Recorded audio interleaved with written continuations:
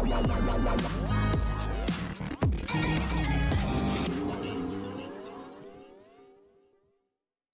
Everyone, you are watching serial से आपा, जहाँ पे मिलती है आपको आप ही के फेवरेट शो से जुड़ी जानकारी। चलिए बात करते हैं टीवी सीरियल इश्क की दास्तान नागमणि की।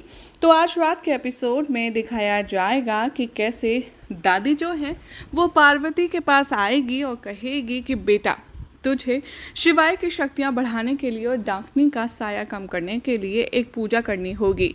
असल में ये जो पूजा हो रही होगी वो शैतान की पूजा होगी और इस बात से अनजान होगी पार्वती।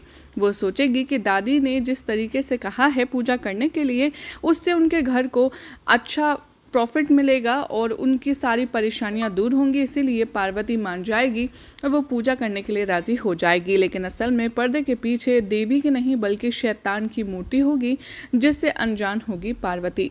अपकमिंग ट्रैक में आप देखेंगे कि कैसे यहाँ पर फ्लैशबैक में दिखाया जाएगा कि जो दामिनी है वो जाएगी दादी के पास और उनको हिप्नोटाइज करेगी और कहेगी कि मैं आपसे एक मदद करवाना चाहती हूँ।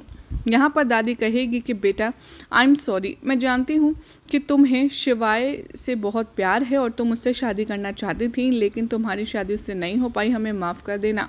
यहाँ पर कहती है पार्वती को याद करते हुए दामिनी, कोई बात नहीं दादी, आप बस मेरा एक काम करिए। और वो आंखों से उस पर जादू करती है और कहती है कि आपको पार्वती को राज़ी करना होगा शैतान की पूजा करने के लिए। और ये बात सुनकर के दादी हाँ में हाँ भर देती है, क्योंकि वो उस पर जादू चल जाता है। तभी फ्लैशबैक से रियलिटी में आएगा, जहाँ पर पार्वती बहुत ही ज़्यादा कंफ्यूज होगी कि आखिर वो पूजा कर रही है तो किसकी पूजा कर रही है। जैसे वो देखेगी, दादी से कहेगी, दादी ये कोई देवी की पूजा तो नहीं लग रही, ऐसा लग रहा है कि हम कोई जादू टोना वाली पूजा कर रही हैं। दादी कहेंगी कि बेटा, ये डांकनी के साए से दूर रखने के लिए पूजा है, इसीलिए इसका जो माहौल है वो भी ऐसा ही होगा, इसलिए तू टेंशन मत ले, तू बस पूजा पे ध्यान दे।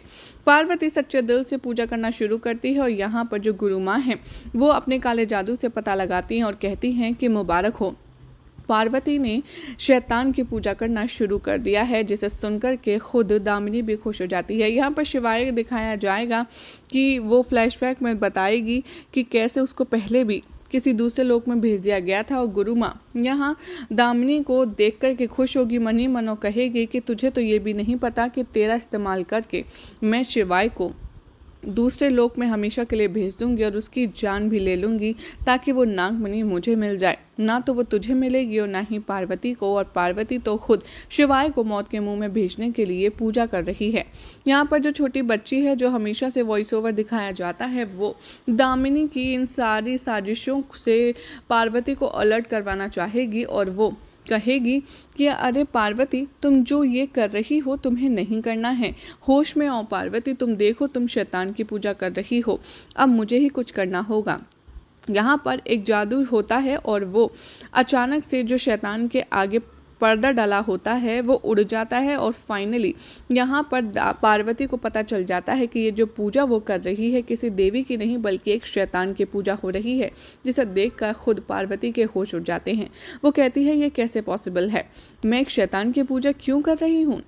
यहाँ पर शिवाय आएगा छत पर और वो उसे बहुत ही ज़्यादा अजीब अजीब आवाज़ें सुनाई आएंगी, जिसके बाद शिवाय जैसे ही देखेगा आसमान से यहाँ काली शक्तियों की जो काला जादू है वो उस पर गिरने वाला होगा, जिसे बचाने के लिए शिवाय अपना जादू करता है। और यहाँ पर पार्वती दौड़ी हुई जाती है और रास्ते में उसकी टक्कर दादी से होती है। वो दादी से पूछती है कि आपने मुझे शैतान की पूजा करने के लिए आखिर क्यों भेजा। दादी यहाँ पर जो दामिनी का हिप्नोटाइज है उससे बाहर आ चुकी है और वो कहती है पार्वती से कि तुम कहना क्या चाहती हो। यहाँ पर दामिनी और उसकी गुरु माँ छत पर शिवाय का वेट कर रहे होते हैं और तभी वो अपनी काली शक्तियों से देखता है कि कैसे शिवाय को दूसरे लोग भेज दिया गया है, जहाँ पर शिवाय सारी चीज़ों को देखकर काफ़ी ज़्यादा हैरान है और उसे कुछ समझ नहीं आ रहा कि आखिर उसके साथ ऐसा कौन कर रहा है और क्यों कर रहा है। यहाँ पर पार्वती शिवाय को ढूंढेगी और दादी से कहेगी कि आखिर आपने मुझसे ऐसा करने को क्यों कहा। जैसे ही पार्वती छत पर पहुंचेगी वो दादी से कहेगी कि आप मुझे जवाब दीजिए, आपने मुझसे शैतान की पूजा करने के लिए क्यों कहा। दादी ये सुनकर के समझ जाएंगे और कहेंगी कि लेकिन मैंने तो तुमसे शैतान की पूजा करने को कभी कहा ही नहीं। और जैसे जैसे ये दोनों बात करेंगे तभी वहाँ पर आ जाएगी शिवाय की माँ और नंदिनी ये सुनकर के आग बबूला हो जाएगी और पार्वती को चीखेगी, चिल्लाएगी और कहेगी कि क्या तुमने शैतान की पूजा की, तुमने मेरे बेटे को और ज़्यादा मुश्किल में डाल दिया। आप जानती हैं अम्मा, इसने शैतान की शक्तियों को और ज़्यादा बढ़ा दिया है और अब देखना क्या गजब होने वाला है। यहाँ पर दामिनी और उसकी गुरुमा बैठकर के काला जादू कर ही रहे होते हैं कि तभी जादू से दामिनी को दिखाती है गुरुमा कि आखिर शिवाय कहाँ है और उसके साथ क्या हो रहा है। इधर दिखाया जाएगा कि जो शिवाय है वो काफ़ी ज़्यादा स्ट्रगल कर रहा है अपनी सिचुएशन में सरवाइव करने के लिए, लेकिन तभी दामिनी को डर लगता है। वो गुरुमा से कहती है ये शिवाय के साथ क्या हो रहा है, उसको देखिए ऐसे तो चोट लग जाएगी।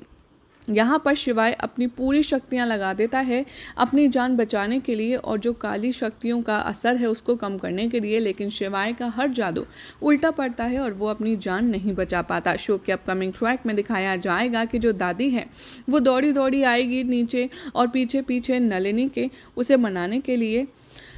तभी यहाँ पर नंदिनी कहती हुई नजर आएगी पार्वती से, तेरी शादी हमने इसलिए करवाई थी शिवाय से ताकि तू इस घर को, मेरे बेटे को काली शक्तियों से बचा पाए, लेकिन तूने खुद मेरे बेटे की जान खतरे में डाल दी और उसको काली शक्तियों के हवाले कर दिया।